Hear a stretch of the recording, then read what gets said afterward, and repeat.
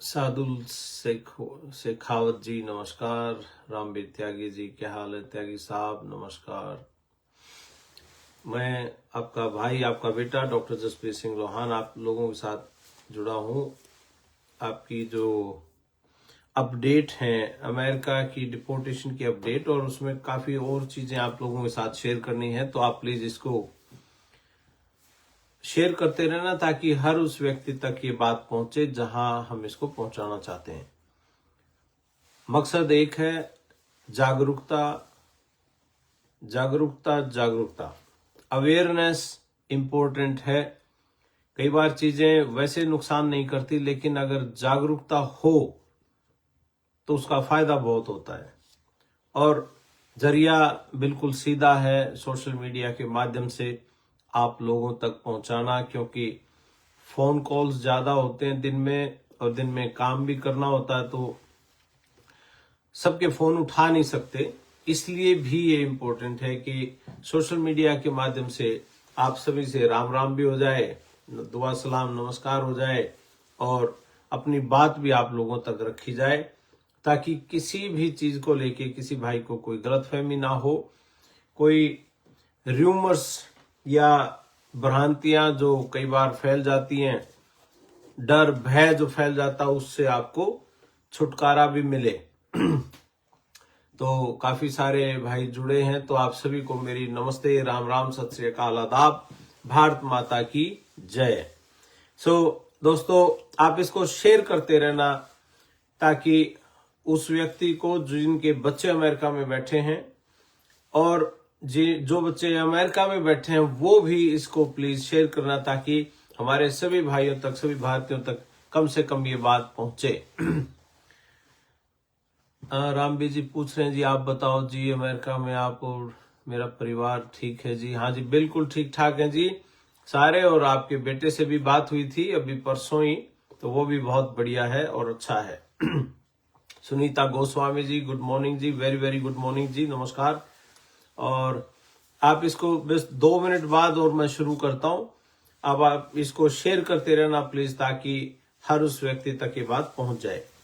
मेरे सुबह के 8 बजे हैं ऑलमोस्ट, मतलब 4 मिनट रहते हैं उसके बाद ये सुबह। आज यहाँ मेरे मौसम थोड़ा सा आज वो है, ग्लूमी सा वेदर है। आपको मैं दिखाने की कोशिश करूं तो ये देखिए, बाहर मौसम बारिश का है, बारिश का मौसम है।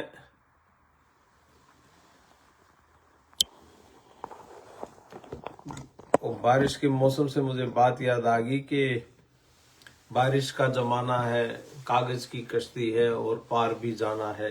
ये इश्क नहीं आसा, एक आग का दरिया है और डूब के जाना है। तो डोंकी वालों का क्या रहेगा बताएं जी? बिल्कुल मंगलदीप ढूल जी बिल्कुल बताएंगे, सारी चीजें बताएंगे। बस आप लोग इसको प्लीज सबके साथ शेयर करें। मैं अपनी बात रखनी शुरू करता हूं। दोस्तों, दोबारा फिर से आपको नमस्ते, राम राम, सत श्री अकाल, आदाब, भारत माता की जय। सबको पता है काफी दिन हो गए हैं, ऑलमोस्ट हफ्ता बचा, 1 महीना हो जाएगा ट्रंप साहब ने अपनी कुर्सी संभाले। और जिस दिन से कुर्सी संभाली, पूरी दुनिया में इस बात का हड़कंप मचा हुआ है कि कौन डिपोर्ट होगा, कैसे होगा, क्या होगा, क्या मेरा नंबर भी आएगा, या मेरे बच्चे का क्या रहेगा, रिश्तेदार का क्या। ये सब चीजें बहुत ही अलग अलग तरीके से पेश की जाती हैं। मैं देख रहा था इंडिया मीडिया को, वहां बैठे बैठे कुछ पत्रकार साथी जो बड़ी बड़ी न्यूज चैनल्स वाले हैं, अब होगा बहुत बड़ा पता नहीं क्या हंगामा, हर 6 घंटे बाद एक भारतीय होगा डिपोर्ट, ऐसी ऐसी सनसनीखेज खबरें। मतलब क्या ड्रामा है, कमाल ही कर दिया। ये सब चीजें देख के आदमी के ना वैसे ही डर पैदा हो जाए मन में कि भाई है क्या। और डेफिनेटली भाई, जो लोग यहाँ काम कर रहे हैं, इतने सालों से काम कर रहे हैं, वो मतलब डरेंगे, क्यों नहीं डरेंगे। यहां रेड पड़ गई, वहां रेड पड़ गई, इतने खुलासे हुए हैं। फोटो खींच के, गाड़ी का फोटो खींच के, ये देखो आइस की रेड पड़ी हो यहाँ पे भाइयों, सब सुधर जाइयो। और वो उसकी फैक्ट्स को जब चेक करते हैं फैक्ट्स को चेक करते हैं तो लगता है कि वो वैसी गाड़ी कहीं और खड़ी है, कोई पुरानी वीडियो है, कोई नई वीडियो है, ये सब चल रहा है।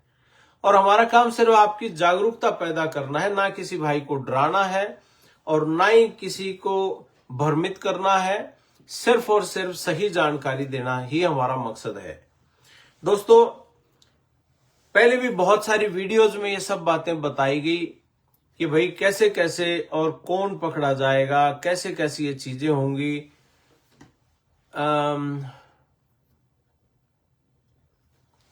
एक भाई कह रहे हैं कि जी परसों 15 तारीख को फिर इंडिया के लड़के डिपोर्ट हो रहे हैं अमृतसर में, क्या ये न्यूज सही है? पता नहीं जी, इसका अभी कोई मेरे पास तो ऐसी कोई खबर है नहीं। हाँ जी, कहने का मतलब ये है कि भाई कौन कैसे डिपोर्ट, आप क्वेश्चन पूछ सकते हैं इसमें, अगर पूछना चाहें तो मैं आपकी बातों का जवाब दे दूंगा। पहले जितनी बार भी बताया गया उसको और भी सिंपल करने की मैं कोशिश करूंगा, और कहोगे तो इसको मैं हरियाणवी में, पंजाबी में, अंग्रेजी में, हिंदी में, जो सी भाषा में कहोगे आप, मैं उस भाषा में समझाने की कोशिश करूंगा। तो दोस्तों, 4 लेवल हैं डिपोर्टेशन के। ये लोग अगर उस कैटेगरी में आप हो तो फिर पंगा है। पहला लेवल तो है कि जिन्होंने क्राइम कर रखा है, क्रिमिनल्स हैं, लिखित में क्रिमिनल हो गए वो लोग, जिन्होंने कोई रेप, मर्डर या कोई और बड़ा घोटाला, रोबरी, मतलब इस लेवल के बड़े क्राइम कर रखे हैं, जिस क्राइम से यहां का नागरिक सेफ ना हो। एक तो वो तो पहले ही। अच्छा, इस पहले लेवल में मैं कह रहा हूं, ये चीजें कौन सी सरकार नहीं करती थी, ये तो पहले भी होता था, तो ये कोई नई बात तो है नहीं। एक तो ये लेवल था जी, पहला लेवल, जो क्रिमिनल्स हैं उनको पकड़ के बाहर फेंकना। दूसरा, वो क्रिमिनल्स जो किसी न किसी पेरोल पे या कोई गारंटी वारंटी दे के बाहर आ गए थे और कोर्ट की पेशियां वो लगा रहे थे बार बार, लेकिन वो पेशी पे जाना छोड़ गए, कोर्ट की हियरिंग उन्होंने बंद कर दी, वो लोग थे।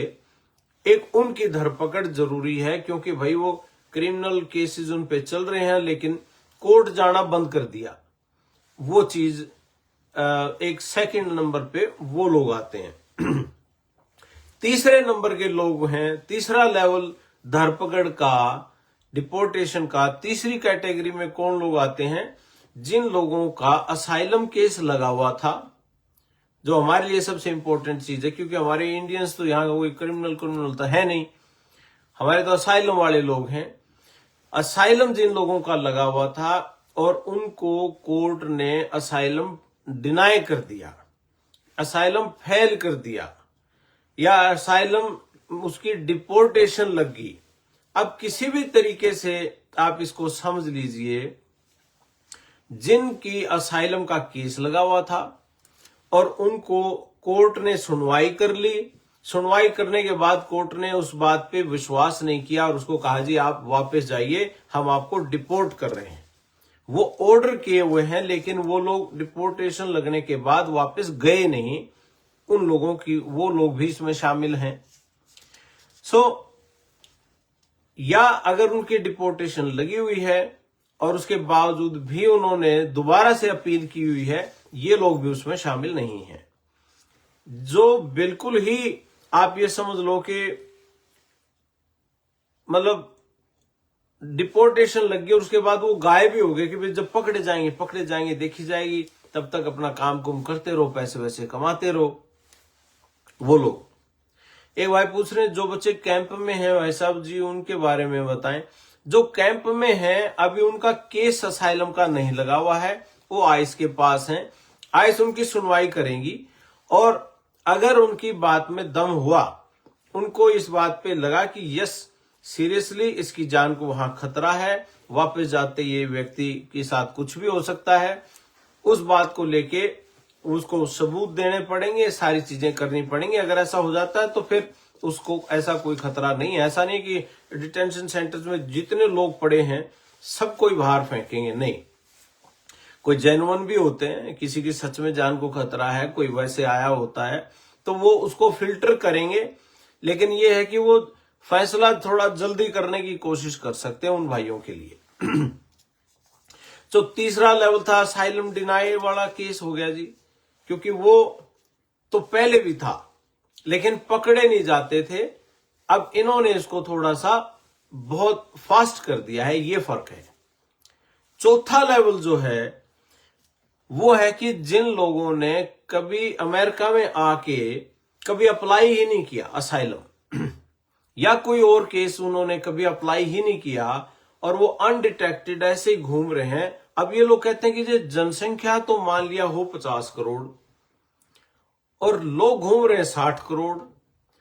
भाई या तो पासपोर्ट बन रहे होंगे इनके, या एड्रेस होगा कहीं रजिस्टर, बैंक खाते कहीं खुले होंगे। भाई इतने लोग अगर घूम रहे हैं तो ये एक्स्ट्रा 10 करोड़ कहां से आए? सो जो एक्स्ट्रा वाले केसेस हैं या तो वो फाइल ही नहीं हुए कभी। इतने लोगों का यहां प्रेजेंस तो 10 करोड़ फालतू हैं, लेकिन ये कहीं दिख नहीं रहे, ना इनका कोई केस लगा हुआ। तो चौथी कैटेगरी उन लोगों की है जिन्होंने कभी केस ही नहीं लगाया। फॉर एग्जाम्पल, कोई टूरिस्ट वीजा पे आ गया, कोई स्टडी वीजा पे आ गया और उसके बाद वो उसको लगा कि मैं तो यहीं रहूंगा, मैं वापस जाता ही नहीं। अगर वापस नहीं जा रहे आप और केस भी नहीं लगाया, हो सकता है कई बार वकीलों की फीस बहुत महंगी होती है, 10-15 हजार डॉलर देने को ना हो, आदमी सोचे यार पैसे तो है नहीं, वो फिर क्या होगा उसका, तो उसने केस ही नहीं लगाया। तो इस तरीके से जो चल रही हैं चीजें, तो उसको लेके भी ये मानना है कि भाई उसकी धरपकड़ भी होगी, क्योंकि उसका केस कभी लगा ही नहीं, या केस लगा हुआ है तो उसके पास रिसीट होगी उसकी जो कोर्ट से आती है आपको कि केस अप्लाई हो गया, उसको एलियन नंबर मिल गया होगा।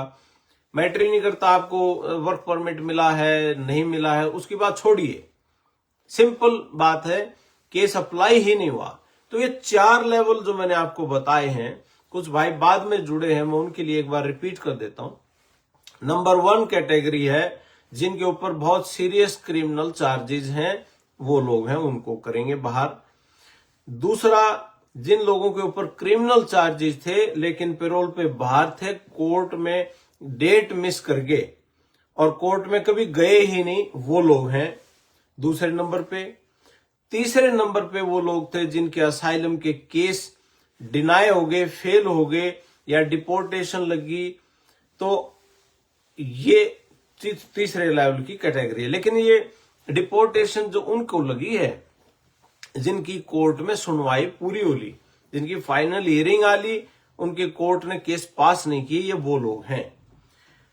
और तीसरा जो चौथा लेवल है वो है जिन लोगों ने कभी अप्लाई ही नहीं किया और यहां पे इलीगल हो गए।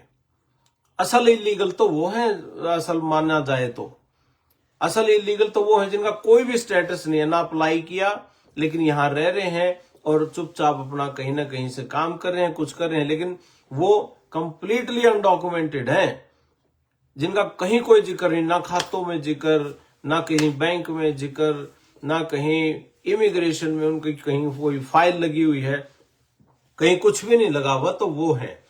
और उनके साथ साथ कुछ लोग ऐसे भी होंगे जिनके पास रिसीट है, एलियन नंबर आया हुआ है, केस लगा हुआ कोर्ट में, लेकिन गलतियां करते हैं, शराब पी के गाड़ी चला ली, तो फिर वो भी उसी कैटेगरी में आ जाएंगे क्राइम की में। कुछ लोग ये भी करते हैं कि छोटे शहर हैं, छोटे शहरों में वो गाड़ियां चलाते हैं और ये सोच के कि चलो ये अगली गली में तो जाना, यहां कौन सी पुलिस है, बिना ड्राइवर लाइसेंस के गाड़ी चलाना। और इस बात पे मैं ये जरूर कहूंगा, कई हमारे भाई भी, कई हमारे भारतीय भी इस चीज में शामिल हैं। कई बार ये बात सुनने को आती है कि भाई कोई नहीं, यहां तक तो जा रहा है यार, सारी जिंदगी गाड़ी चलाई है और एक यहां भ्रांति ये फैलाई जाती है आपस में, अगर कानून ना तोड़ो गाड़ी चलाते हुए तो कोई चेक नहीं करता। कईयों का लाइसेंस कैंसिल हो गया, ड्राइवर लाइसेंस कैंसिल हो गया, फिर भी गाड़ी चला रहे हैं और आपस में ये बात करते हैं कि भाई अगर गाड़ी चला रहे हो आपने, अगर कोई कानून नहीं तोड़ा गाड़ी चलाते हो, जैसे रेड लाइट क्रॉस नहीं करी या आपने ओवर स्पीडिंग नहीं करी, गाड़ी तेज नहीं दौड़ाई, आप अपनी स्पीड लिमिट में चल रहे हो, आपने कोई भी कानून अगर नहीं तोड़ा तो आप सेफ हो, आप गाड़ी चला सकते हो। ये कहीं नहीं लिखा और ये बिल्कुल बुलशिट है, बहुत ही गलत बात है। आपको बिल्कुल भी गाड़ी नहीं चलानी चाहिए अगर ड्राइवर लाइसेंस नहीं है तो।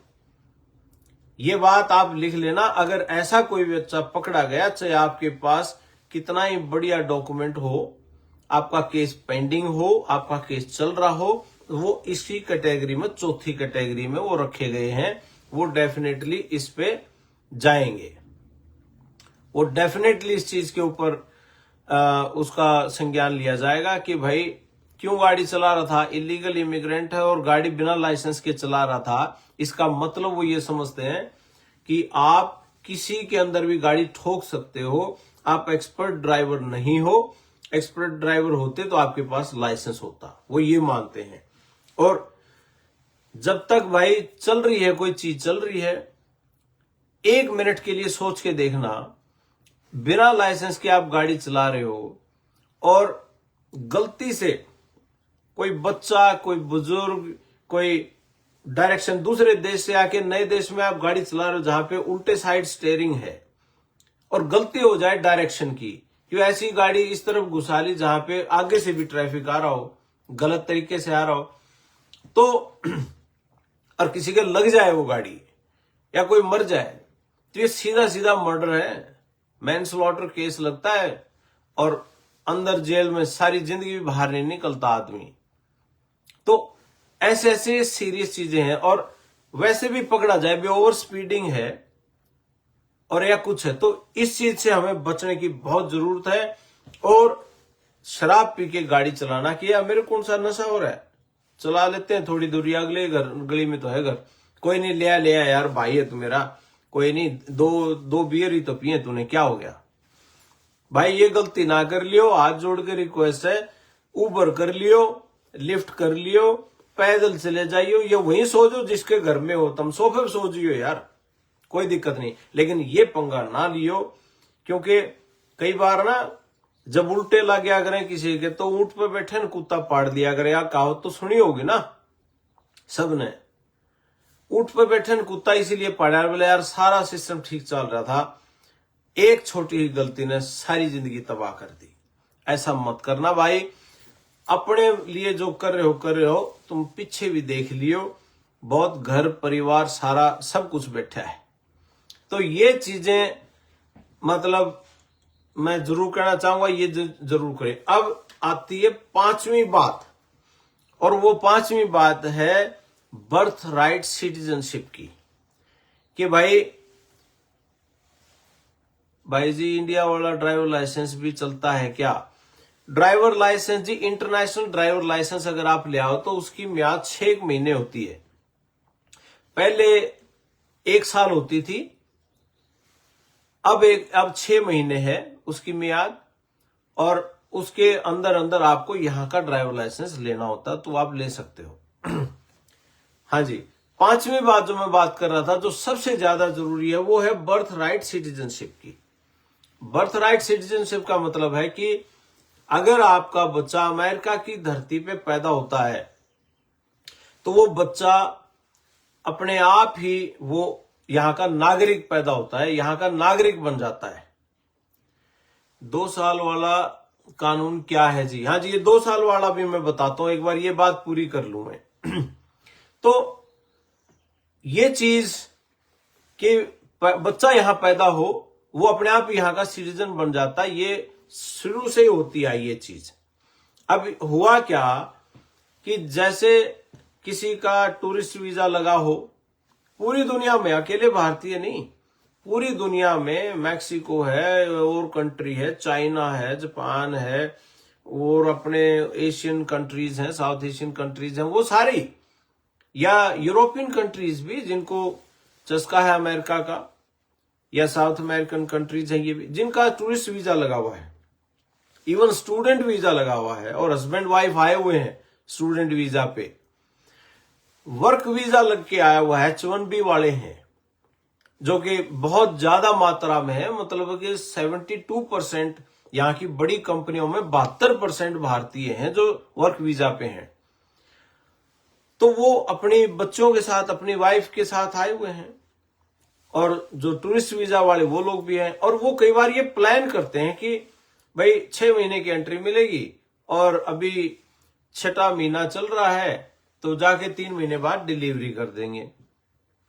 और ये प्री प्लान होता है कई बार, और कई बार यहाँ के प्लान बन जाता है कि बच्चा सिटीजन हो जाए, और जब बच्चा 21 साल का होगा तो ये बच्चा हमारा ग्रीन कार्ड अप्लाई कर देगा, तब तक केस चलता रहेगा, चले तो हमें कोई निकालेगा नहीं, क्योंकि निकालेंगे तो कहेंगे जी बच्चे की देखरेख कौन करेगा, क्योंकि ये तो अमेरिका का सिटीजन है।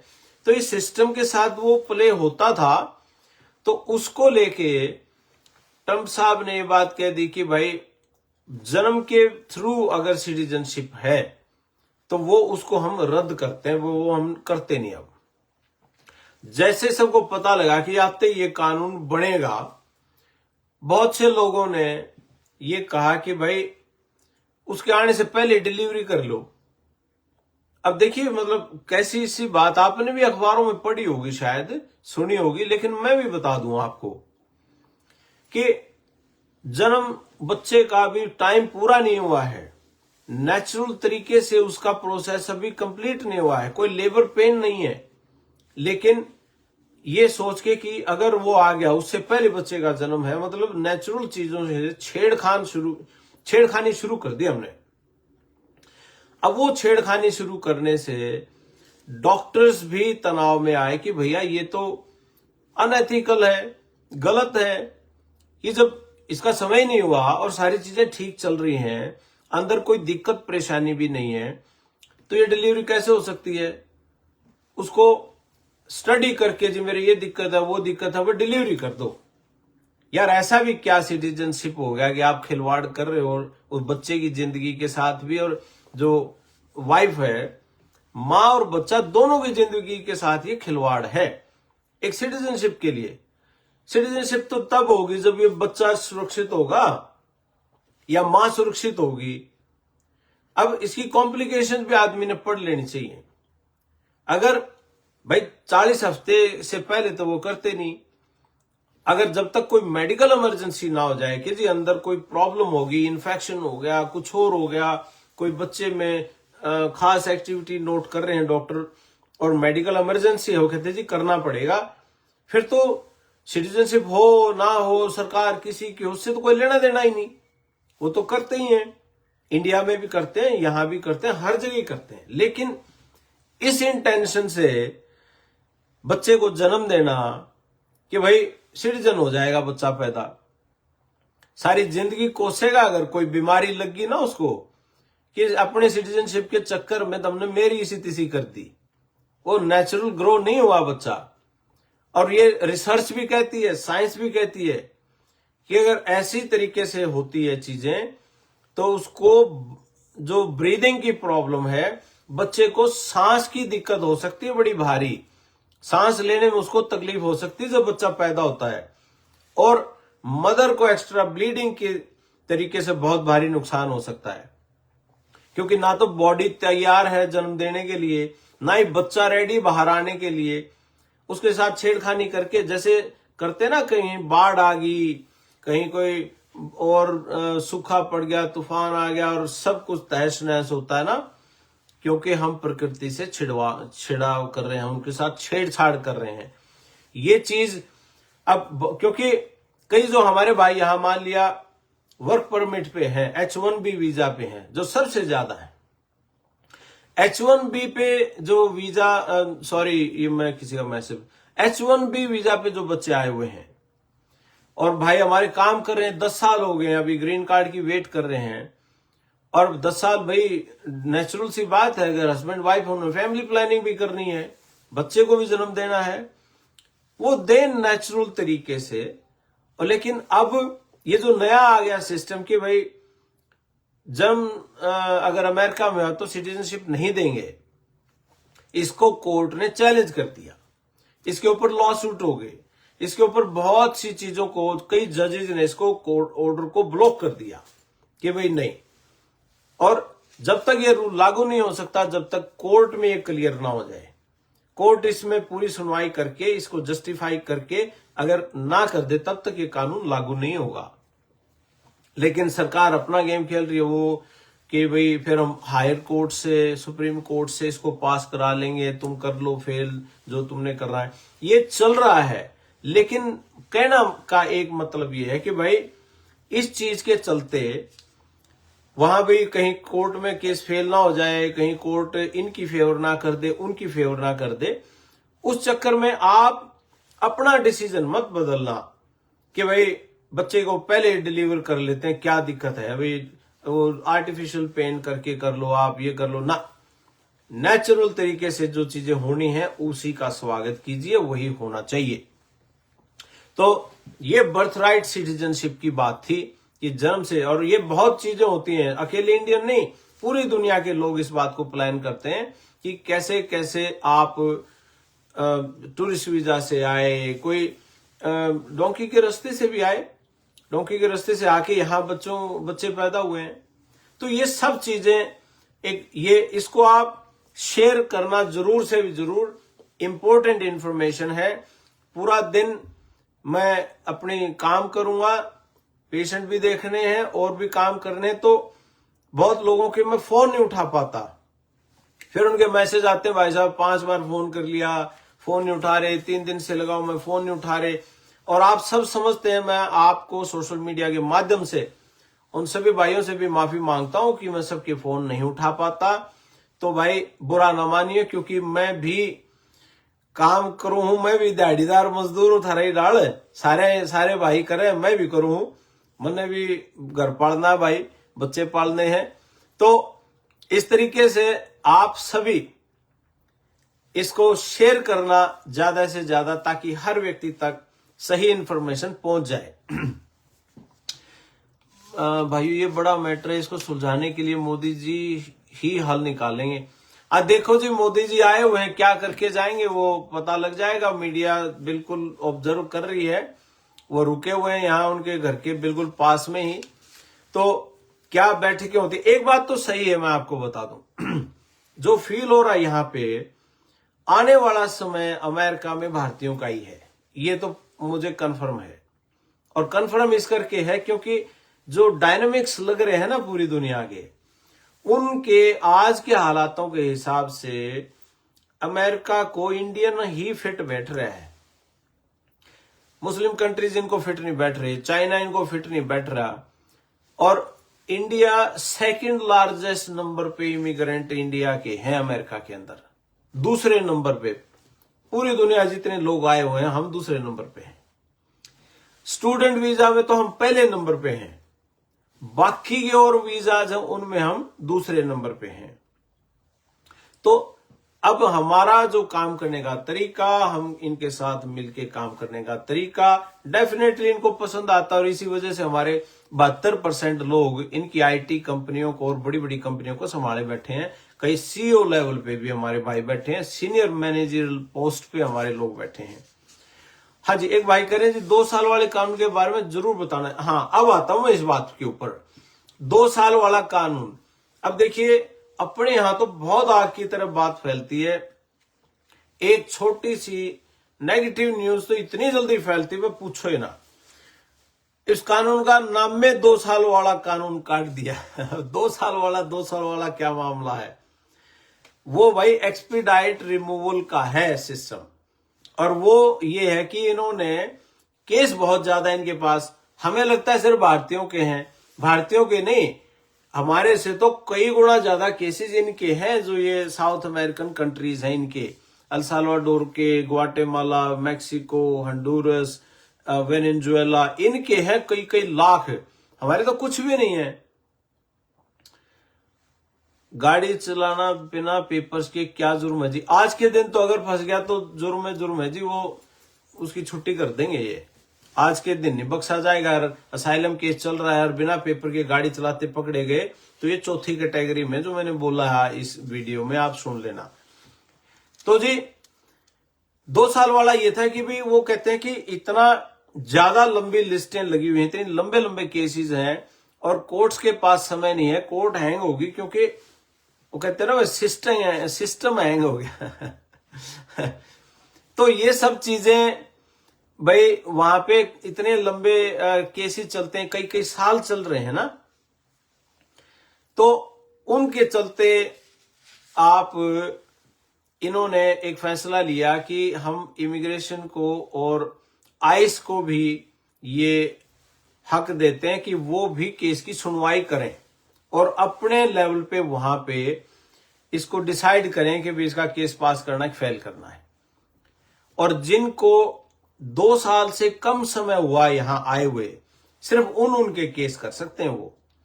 उनसे ज्यादा का जिनको पास समय हुआ वो नहीं। मान लिया कोई डिटेंशन सेंटर में है, अब वो कोर्ट तक नहीं जाएगा, कोर्ट के जज के पास नहीं जाएगा, ये बात है। तो वो 2 साल से कम जिनको आए हुए यहां समय हुआ है, तो वो उनकी केस की सुनवाई आइस और इमिग्रेशन वहां लोकल लेवल पे कर सकते हैं जहां पे वो हैं। तो उनका जो फैसला करके अगर उनमें रिमूवल करना है तो वो जल्दी रिमूवल कर सकते हैं उनकी। तो ये बात है। दूसरी बात मैं ये कहूंगा, बजाय कि मैं आपको बताऊं, मैं कोई वकील तो हूं नहीं, मैं भी किसी सोर्स से पढ़ के ज्ञान लेके वहां से फिर मैं आप लोगों तक बात करता हूं कि भाई कोई गलत इंफॉर्मेशन ना दी जाए। मैं उसके लिए मुझे पढ़ना पड़ता है, इनके लीगल डॉक्यूमेंट्स पढ़ने पड़ते हैं या किसी वकील साथी से बात करनी पड़ती है। आप सभी अपने बच्चों से, अपने भाइयों से, रिश्तेदारों से ये बात बोलना, कोई भी संदेह हो, संशय हो आपको, तो आप अपने वकील से ये सलाह जरूर करना है जी मेरे 2 साल नहीं हुए हैं जी, मुझे क्या करना चाहिए। हो सकता है वो कह दीजिए आप घर बैठो और अपना ज्यादा इधर उधर घूमो ना, और 2 साल आपके अगले महीने पूरे हो रहे हैं तो फिर आप उस ब्रैकेट से बाहर आ गए।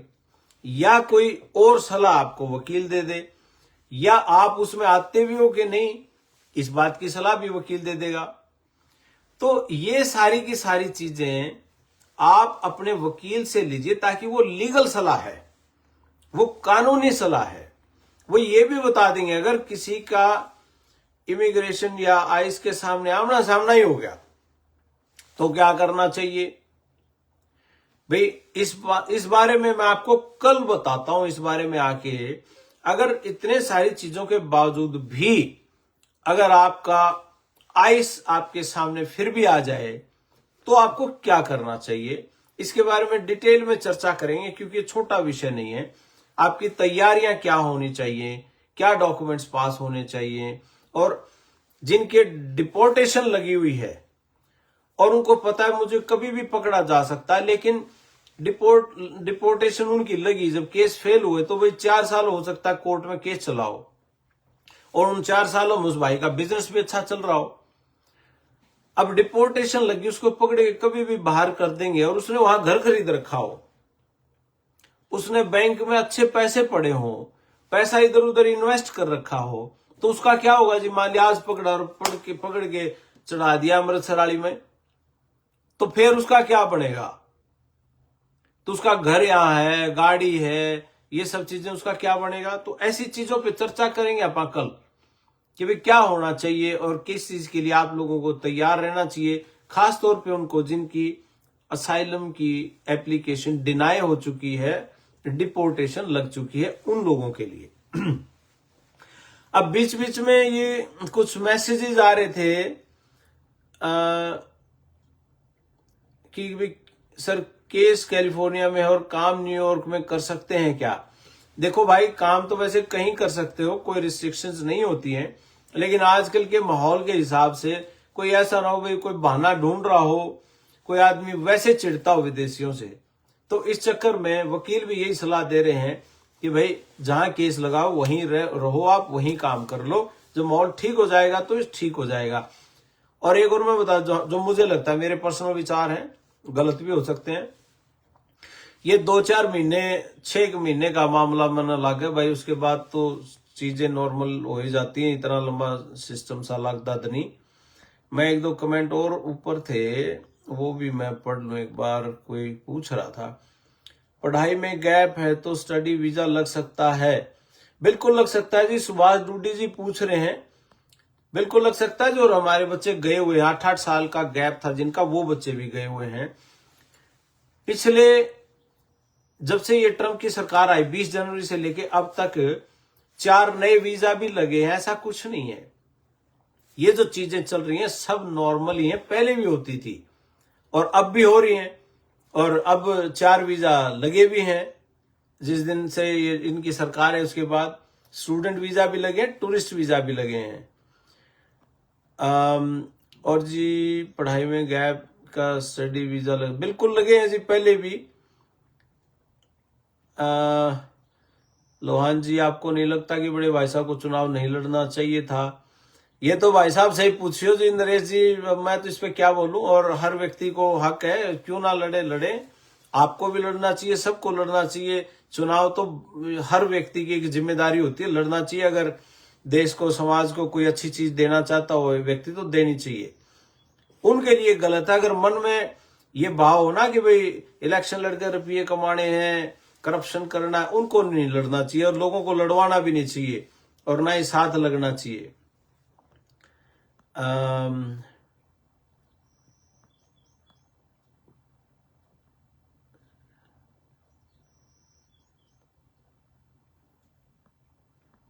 मैं क्वेश्चन पढ़ रहा हूं जी, अगर कोई उसमें मेरे को ऐसा हुआ कि भी किसी भाई का क्वेश्चन अगर ना आंसर हुआ हो।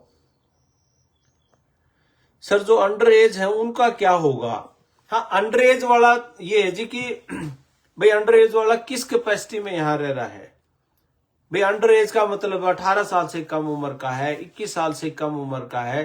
भाई उसका क्या, भाई वो या तो पढ़ाई के तरीके से आया होगा, वो पढ़ ही रहा होगा, या वो पेरेंट्स के साथ आया होगा। तो उसका कोई भी तरीका होगा कि भाई वो क्यों आया यहाँ। और अगर वो असाइलम पे है तो उसकी कोई कहानी होगी, वो कोर्ट उसका डिसाइड करेगा। लेकिन अक्सर जो माइनर होते हैं, जो छोटे बच्चे होते हैं, उनकी कोर्ट की डेट भी जल्दी आती है। तो अब मुझे नहीं पता वो किस उसमें है। और अगर पढ़ाई के तरीके से आया तो मैं पक्का कहूंगा हर बच्चा पढ़ाई के तरीके से जो है, भाई पढ़ाई ना छोड़ियो। कुछ भाइयों ने, कुछ हमारे बच्चों ने पढ़ाई छोड़ दी यहां आते ही, और हमने बहुत समझाया, बहुत कहा कि पढ़ाई मत छोड़ो।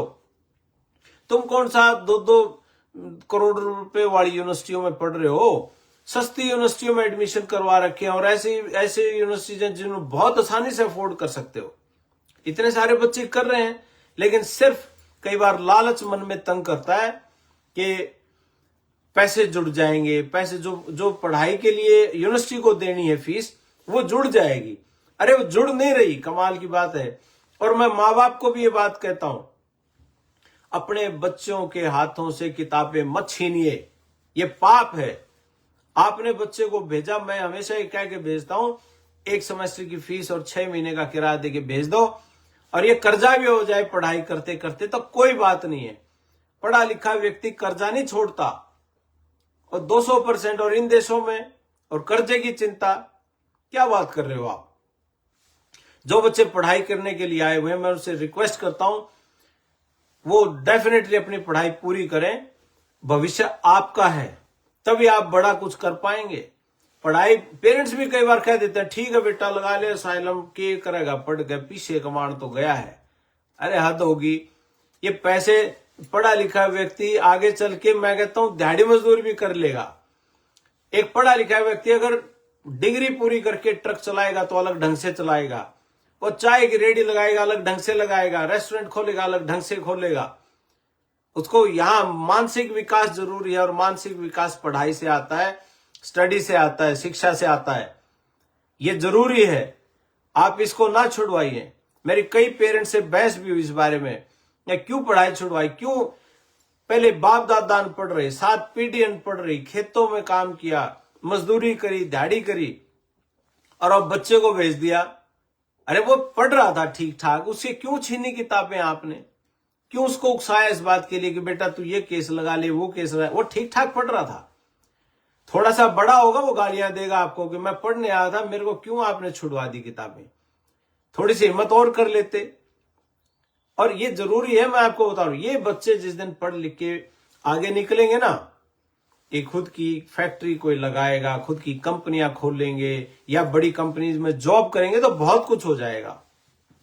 तो इनके जरूरी है आप पढ़ाई ना छुड़वाया करो।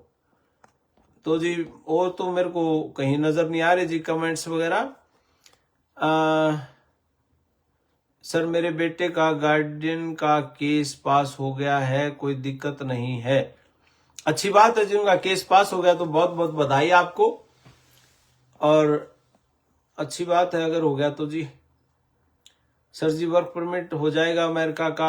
अमेरिका का डायरेक्ट वर्क परमिट नहीं होता जी, और होता है तो उनका वे जो कोई आईटी में कर रहे हैं, इंफॉर्मेशन टेक्नोलॉजी में मास्टर डिग्री बैचलर डिग्री कर रखी है या कोई कंप्यूटर साइंस का है, उनके होते हैं और वो अप्लाई करते हैं। अब 3 मार्च से लेके 24 मार्च तक H1B वीजा की एप्लीकेशन डलनी है इमिग्रेशन में, 3 मार्च से 24 मार्च तक। और इसमें 80,000 लोगों को अमेरिका हायर करके और अमेरिका भेज देगा। इनमें वो बच्चे भी हैं जो यहां से डिग्री पास करके अब उस लाइन में हैं, यहां से डिग्री पास करके जो अभी करेंगे वो भी इस लाइन में है, और जो इंडिया में बैठे हैं वो भी कर सकते हैं। एक अकेला यही है वर्क परमिट अमेरिका का, और नहीं है जी। होगा तो भैया हमारे ध्यान में नहीं, सीधी बात है, क्यों हमने तो जो पता हम वही बता सकते हैं।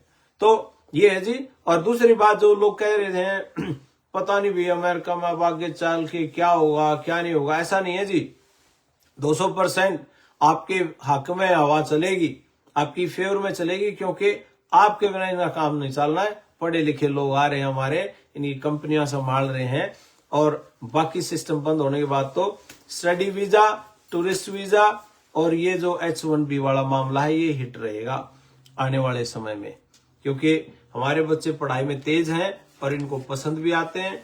और पिछले 2 सालों से सबसे ज्यादा स्टडी वीजा अपने बच्चों के लगे हैं, और उसका एक पुख्ता सबूत ये है, अभी पिछले 20 दिनों में 4 वीजा लगे हैं। ऐसी कोई सख्ती और मामला होता तो ये वीजा लगते भी ना। तो ऐसा कुछ नहीं, आप बिल्कुल निश्चिंत रहें। अपने बच्चों को बोलो +2 की जो पढ़ाई अभी कर रहे हैं जोर शोर से पढ़ाई करें और खींच के ले लें काम ने। वजीफा जो यहाँ स्कॉलरशिप मिलती है उस पर भी काम करेंगे, अपने बच्चों को स्कॉलरशिप मिले, बहुत जरूरी है। डॉक्टर साहब what is the advice for new students who intend to come to US, please inform. Karmveer ji ने सवाल पूछा है जी। कर्मवीर जी बिल्कुल यूएस रेडी है बच्चों को लेने के लिए, और मैं आपको बता दूं इतना प्रेशर है एम्बेसी के ऊपर, हमारी डिमांड पूरी नहीं कर पा रहे, तो उसके चलते इन्होंने नई एम्बेसी खोल दी ताकि जल्दी से केसेस निकल जाएं, इनका भार कम हो जाए। ये जैसे सप्लाई एंड डिमांड होती है ना, तो वो सप्लाई इतनी दे रहे हैं हम इनको, इनकी डिमांड पूरी नहीं हो रही है, तो इन्होंने नई एम्बेसी खोल दी। तो नई अभी बेंगलोर में खोली है, पिछले साल भी ये खोली थी। ये इतनी एम्बेसीज खोलने का मतलब तो यही है ना कि हमें ये लेना चाहते हैं। तो स्टूडेंट्स का तो भविष्य 1 नंबर का है आने वाले समय में, और आप देख भी लोगे अगस्त का जो सेशन है, मैं उसके लिए कई बार पहले भी बोल चुका हूं, अगस्त में एडमिशन होंगे बच्चों के। एडमिशन तो अभी हो रहे हैं, नॉन स्टॉप एवरीडे एडमिशन चल रहे हैं, लेकिन क्लासेस स्टार्ट होंगी अगस्त में और सितंबर में। अगस्त सितंबर में जो क्लासेस उनके लिए दाखिले अभी हो रहे हैं, और उनके वीजा का प्रोसेस वो मई जून जुलाई अगस्त ये 4 महीने लगातार इंटरव्यू चलेंगे। और उस इंटरव्यू की तैयारी के लिए इस बार मैं भी अपने दल बल के साथ इंडिया में अपने बच्चों के सामने होऊंगा, आमने सामने बैठ के उनकी तैयारी करवाएंगे। और मुझे तो अच्छा लगता है जब गांव का बच्चा, किसान का, जमींदार का बच्चा, किसी छोटे मजदूर का या किसी दुकानदार का बच्चा मेरे सामने बैठता है और उसके चेहरे पे एक हल्की सी स्माइल होती है, सर मेरा लग जाएगा जी वीजा। भाई तेरा लगेगा नहीं, क्यों नहीं यार? अरे तुम गरीब व्यक्ति कोई भी हो, वो राष्ट्र निर्माता होता है, किसी भी देश का हो। ये राष्ट्र निर्माता हमारे बच्चे जाएंगे 200%, क्यों नहीं जाएंगे? और रिकॉर्ड बोल रहा है हमारा, रणबीर लोहान जी ने ये पौधा लगाया था और आदेश करे थे बड़े भाई साहब ने कि भाई चलो आगे निकलो और इन बच्चों के हाथ खींचो। पेट तो बोले, उनका कहना है हमेशा, बोला पेट तो सूर भर के भी सोवा अपना। तुम पढ़े लिखे लोग हो, थोड़ा सा हाथ पकड़ो इन बच्चों के, निकालो इनको बाहर। और ये चीजें नॉर्मल नहीं है। मैं तो कई बार कह देता हूं, आपने तो मेरा काम छुटवा दिया जो मैं कर रहा हूं। बोले कोई नहीं, रोटी तो खाता होगा, रोटी चाहिए अपन, और कुछ नहीं चाहिए। तो ये चीजें हैं जी। आप बिल्कुल बच्चों को पूरी मोटिवेशन दें। जो बच्चे +2 में पढ़ रहे हैं और जो बच्चे ग्रेजुएशन अभी कर रहे हैं, उनको के अच्छे नंबर ले आओ, अच्छी यूनिवर्सिटियों में दाखिला हो, साथ साथ आईलेट्स और पीटी की तैयारी कर लें, और फिर चढ़ जाओ जहाज में। अगस्त में अमेरिका में मिलते हैं, और मैं भी इंडिया में हूंगा तब तक, तो इकट्ठे ही आएंगे वहां से, एक जहाज में बैठ के। इस बार भी मैं आया था, मेरे जहाज में मेरे ख्याल 3-4 बच्चे पढ़े ही थे, तो मैं यूं एक लाइन में बैठे, हाँ तू के खाओगा, तू के खाओगा। मजा भी आता है। एयरपोर्ट पे उतर के यूं दिखाते हैं, ये है भाई तेरा अमेरिका ड्रीम, और ये तेरी कामयाबी यहां से शुरुआत होती है। तो ये है जी। आप कभी फोंटाना की तरफ, हाँ जरूर मोनू, जरूर आएंगे भाई, 200% आऊंगा जिस दिन मिलेंगे आप। और जी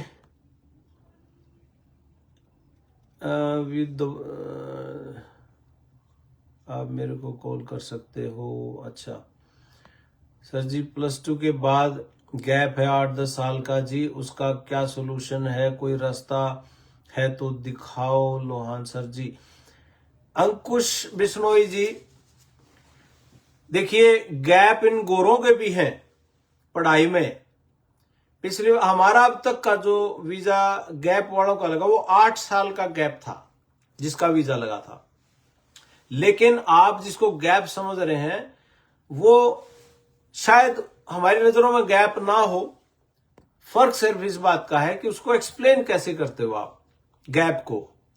भाई मैं कहता हूं, मैंने +2 की पढ़ाई करने के बाद बीए में एडमिशन नहीं लिया, क्योंकि भाई मेरे घर पे सिचुएशन ठीक नहीं थी, और मैंने खेती करनी शुरू कर दी। मेरे फादर खेती करते थे, उनके साथ मैंने भी खेती शुरू कर दी। इसमें गलत क्या है? अब मेरी हालत ठीक होगी, घर का ब्योर ठीक हो गया, और फिर दोबारा पढ़ाई शुरू कर दी। उसका एक पूरा लंबा चौड़ा लेटर लिखेंगे यूनिवर्सिटी को कि ये गैप को एक्सेप्ट करे, और उसकी पूरी एक्सप्लेनेशन देंगी। और यूनिवर्सिटी इंटरव्यू कर लेगी तो इंटरव्यू करवा देंगे, और हमारा इंटरव्यू करेगी, आपने क्यों सिलेक्ट किया है बच्चा, हम देंगे जवाब। चिंता करने की जरूरत नहीं।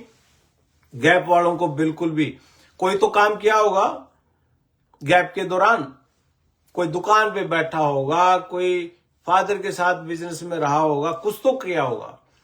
लेकिन 8 साल के गैप में किसी को पैसे देके नकली सर्टिफिकेट ना बनवाइयो, वो मदद नहीं होगी बिल्कुल भी। ये नकली सर्टिफिकेट की वजह से तो ये दिक्कत आ रही है सारी, जो ये ड्रामा खड़ा हो रहा है, यो गलत लगा के। नहीं तो ये जेन्युइन केस को कभी नहीं रोकते जी, और ये होना भी नहीं चाहिए, रुकना भी नहीं चाहिए। हाँ जी। सर जी contact number please. Contact number है जी 98-123-15-615, 98-123-15-615। और इस पे लिख भी देंगे, अगर किसी को कांटेक्ट करना तो आप कर सकते हो। आपका लोकल नंबर है, इंडिया का नंबर है, आप खुल के इस पे सर्विस वो बात कर सकते हो। I will have a meeting with you sir on your return to Chandigarh office. बिल्कुल जी, जी सदके। और एक मैं कई बार होली ये रिक्वेस्ट में, एक भाई पंजाबी में आके एक बार ये सारी बातें फिर से बताऊंगा, क्योंकि हमारे पंजाब वाले भाइयों की कई बार फोन आ रही है जी, आधी बातें हमें समझ आती हैं क्योंकि आप हरियाणवी में बोलते हो, हिंदी तक भी हम समझ लेते हैं, लेकिन हरियाणवी कई बार ज्यादा हो जाती है तो हमें समझ नहीं आता। तो ये रिक्वेस्ट है जी, एक बार पंजाबी में भी आप हमें ये बात बताएं, ताकि उनके भी भाई, वो भी अपने भाई हैं पंजाबी, ये भी मैं आपको किसी दिन कल या परसों का दिन रख के उनको पंजाबी में भी ये बात बताऊंगा, ताकि पंजाब के भाइयों को भी ये इस बात की सही जानकारी हो। क्योंकि छोटे लेवल पे तो बहुत कुछ चल रहा है, वहां फोटो खींच के भेज दी, ये कर दिया, वो कर दिया। भ्रांतियों से बिल्कुल बचें जी हम। और क्या क्वेश्चन है जी किसी का, मैं अभी देख रहा हूं।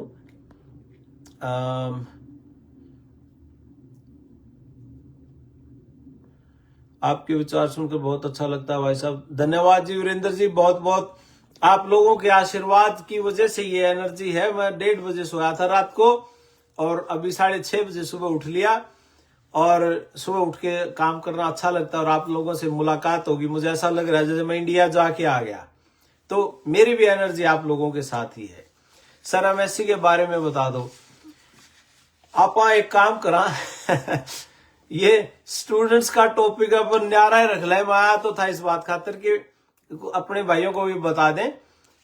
हरजीत कौर जी का सवाल है। हाँ जी भैन जी, मैं तुहानू जरूर दसांगा एमएससी दे बारे। ਜਿਹੜੇ ਬੱਚਿਆਂ ਨੇ बीएससी ਕੀਤੀ ਹੈ ਇੰਡੀਆ ਤੋਂ ਜਾਂ ਐਮਐਸਸੀ ਵੀ ਕੀਤੀ ਹੋਈ ਹੈ ਆਲਰੇਡੀ, ਤੁਸੀਂ ਡਬਲ ਮਾਸਟਰ ਵੀ ਕਰ ਸਕਦੇ ਹੋ। ਤੇ ਇੱਥੇ ਐਮਐਸਸੀ ਦੇ ਵਿੱਚ ਕਈ ਯੂਨੀਵਰਸਿਟੀਜ਼ ਇਦਾਂ ਦੀਆਂ ਜਿਨ੍ਹਾਂ ਨੂੰ ਜੀਆਰਈ ਦੇਣਾ ਪੈਂਦਾ, ਕਈਆਂ ਨੂੰ ਕਈ ਯੂਨੀਵਰਸਿਟੀ ਜਿਨ੍ਹਾਂ ਨੇ ਵੇਵਰ ਦਿੱਤਾ ਹੋਇਆ ਕੋਵਿਡ ਤੋਂ ਬਾਅਦ ਕਿ ਜੀਆਰਈ ਦੀ ਲੋੜ ਨਹੀਂ ਹੈ, ਤੇ ਉਹ ਵੀ ਕਰ ਸਕਦੇ ਆ ਐਮਐਸਸੀ। ਸਭ ਤੋਂ ਵਧੀਆ ਮੈਂ ਕਹਾਂਗਾ ਅਮਰੀਕਾ ਦੇ ਵਿੱਚ ਸਟੈਮ ਪ੍ਰੋਗਰਾਮ ਦੇ ਵਿੱਚ ਐਮਐਸਸੀ ਕਰਨੀ ਚਾਹੀਦੀ ਹੈ, ਜਿਨ੍ਹਾਂ ਨੂੰ ਕਹਿੰਦੇ ਆ science technology engineering and math. ਇਹਨਾਂ ਦੀ ਸਭ ਤੋਂ ਜ਼ਿਆਦਾ ਡਿਮਾਂਡ ਵੀ ਹੈ। ਹੁਣ ਜਿਹੜਾ ਇਹ 80,000 ਪੋਸਟਾਂ ਨਿਕਲੀ ਹੋਈਆਂ ਜਿਹੜੀ ਵਰਕ ਵੀਜ਼ੇ ਦੀ, ਇਹ ਮੋਸਟਲੀ ਸਟੈਮ ਵਾਲੇ ਬੱਚੇ ਇਹਨਾਂ ਦੇ ਵਿੱਚ ਪਿਕ ਹੋਣਗੇ। ਸੋ ਉਹਨਾਂ ਦੀ ਜੌਬ ਨੂੰ ਦੇਖਦੇ ਹੋਏ ਵੀ ਬਹੁਤ ਕੁਝ ਹੈ। ਸੋ ਇਹ ਐਮਐਸਸੀ ਦੇ ਬਾਰੇ ਜੀ। ਬਾਕੀ ਹੋਰ ਜ਼ਿਆਦਾ ਤੁਹਾਨੂੰ ਜਾਣਕਾਰੀ ਚਾਹੀਦੀ ਹੈ ਤੇ ਉਹ ਨੰਬਰ ਜਿਹੜਾ ਮੈਂ ਦਿੱਤਾ 98 123 15615 ਤੁਸੀਂ ਕਾਲ ਕਰਕੇ ਉਹਨਾਂ ਨੂੰ ਡਿਟੇਲ ਜਾਣਕਾਰੀ ਲੈ ਲਓ ਜੀ। ਥੈਂਕ ਯੂ ਜੀ।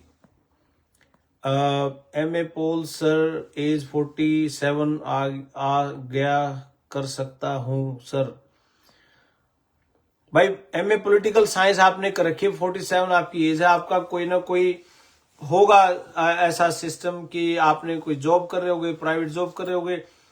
आप तो घूम जाओ यहाँ, और 47 आपकी एज है, कोई इंटरनेशनल कॉन्फ्रेंस वगैरह अटेंड करवा देंगे आपकी, आप देख जाओगे अमेरिका कैसा है, और उसके बाद आप अपने बच्चों को भेजने की तैयारी करना, वो ज्यादा अच्छा रास्ता रहेगा। वो घूम जाना आप और बच्चों को भेजो, बच्चों को मिलते आते जाते रहना। 10 साल का वीजा आपका लगेगा।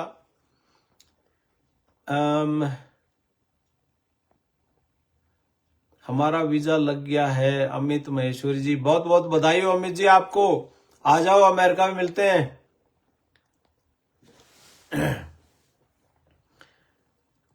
शिव कुमार आर्य जी, भाई साहब क्या हाल है जी? बिल्कुल सही है जी शिव जी, आपकी बात सुन के, आपका तो नाम ही सुंदर है, शिव ही सुंदर है। सत्यम शिवम सुंदरम। धन्यवाद सर जी। ड्राइवरी और खेतीबाड़ी की थी सर 8 से 10 साल से। हाँ कोई बात नहीं अंकुश जी, आप बात कर लेना, जो भी पॉसिबल होगा वही करेंगे, और नहीं होगा तो बिल्कुल आपको मना कर देंगे कि नहीं पॉसिबल है जी। मेरे ख्याल तकरीबन हो ही गए होंगे जी। भाई आपकी वजह से टेंशन दूर हो जा। चलो जी, अच्छी बात है। यही हमारी एक कोशिश है कि कोई नेगेटिव खबरों से किसी को तनाव ना हो, डिप्रेशन ना हो, क्योंकि डिप्रेशन यहाँ वैसे ही बहुत है और तनाव यहाँ वैसे ही बहुत है। भाई केस पास होगा नहीं होगा, फिर ऊपर से ये खबरें, तो ये अच्छी बात नहीं है। तो मेरा ख्याल तकरीबन होएगी जी। बाकी काफी सारी चीजें कमेंट सब आने शुरू हो गए, तो मेरा भी गला बैठ लिया। तो फिर मिलते हैं कल इसी समय पे, और इन्हीं शब्दों के साथ मेरी नमस्ते, राम राम, नमस्कार, आदाब।